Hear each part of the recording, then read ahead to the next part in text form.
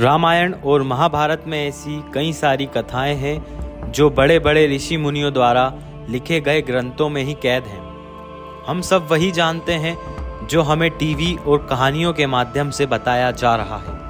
उन अनसुनी कथाओं में से एक कथा हम आपको बताने जा रहे हैं जो हम में से बहुत कम लोग जानते होंगे।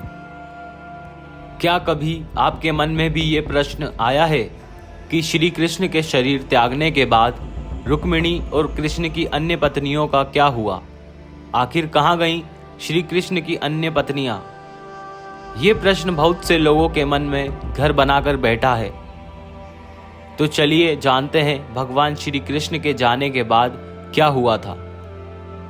नमस्कार, एक बार फिर से अनसुनी कहानियां में आपका स्वागत है।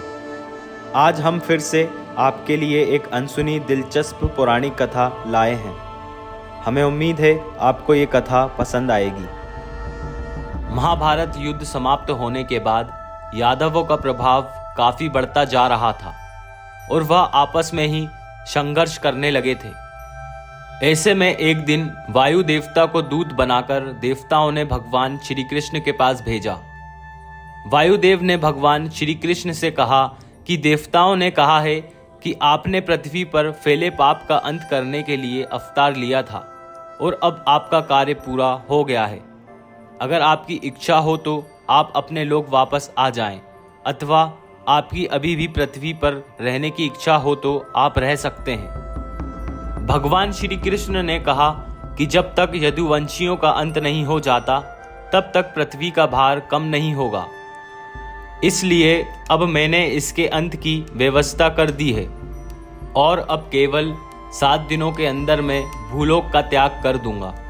भगवान श्री कृष्ण के ऐसा कहने के बाद वायुदेव वापस चले गए, लेकिन द्वारका में अब शगुन के बादल मंडराने लगे। एक दिन सभी यदुवंशी प्रभास क्षेत्र यानी वर्तमान सोमनाथ मंदिर के पास स्थित समुद्र तट पर आए। यहीं यादवों में आपसी विवाद हो गया और वह एक दूसरे को मारने लगे। कुछ ही समय में सभी यदुवंशी काल के काल में समा गए।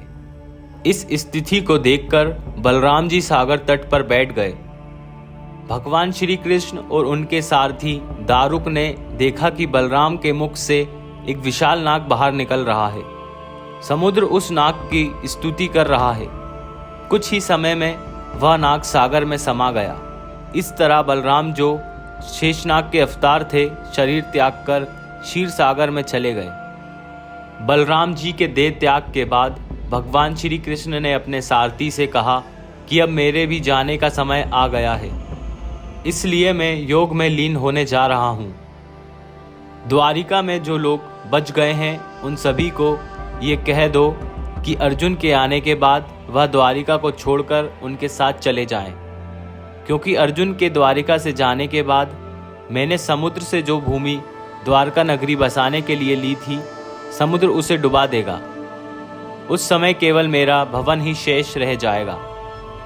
इसके बाद भगवान श्री कृष्ण योग में लीन हो गए और जरा नामक शिकारी ने भगवान श्री कृष्ण के पैर को मृग की आंख समझकर दूर से बाण चला दिया।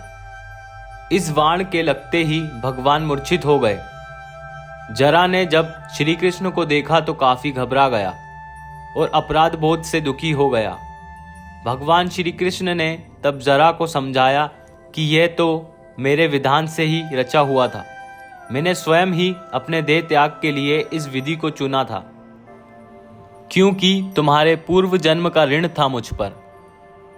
जरा पूर्व जन्म में बाली था जिसका वध भगवान श्री राम ने किया था। जब अर्जुन द्वारिका पधारे और सब हाल जाना तो यदुवंशियों के शव पहचानकर उनका अंतिम संस्कार किया। श्री कृष्ण के जाने के बाद रुक्मिणी और जामवंती ने भी देह त्याग दिया। बलराम जी की पत्नी रेवती ने भी देह त्याग कर दिया। इसके बाद दुखी मन से अर्जुन द्वारिका से सभी बचे हुए लोगों को अपने साथ लेकर लौट पड़े और अर्जुन के द्वारिका से जाते हुए समुद्र ने द्वारिका नगरी को डुबो दिया। इसके साथ ही कलियुग भी धरती पर आ पहुंचा। मुझे उम्मीद है आपको वीडियो पसंद आई होगी। वीडियो कैसी लगी नीचे दिए गए कमेंट बॉक्स में ज़रूर बताएं। और हाँ, वीडियो को लाइक करें और अपने दोस्तों के साथ शेयर करें। दोस्तों, फिर मिलेंगे एक नई अनसुनी पौराणिक कथा के साथ। जब तक के लिए इस चैनल को सब्सक्राइब करना ना भूलें।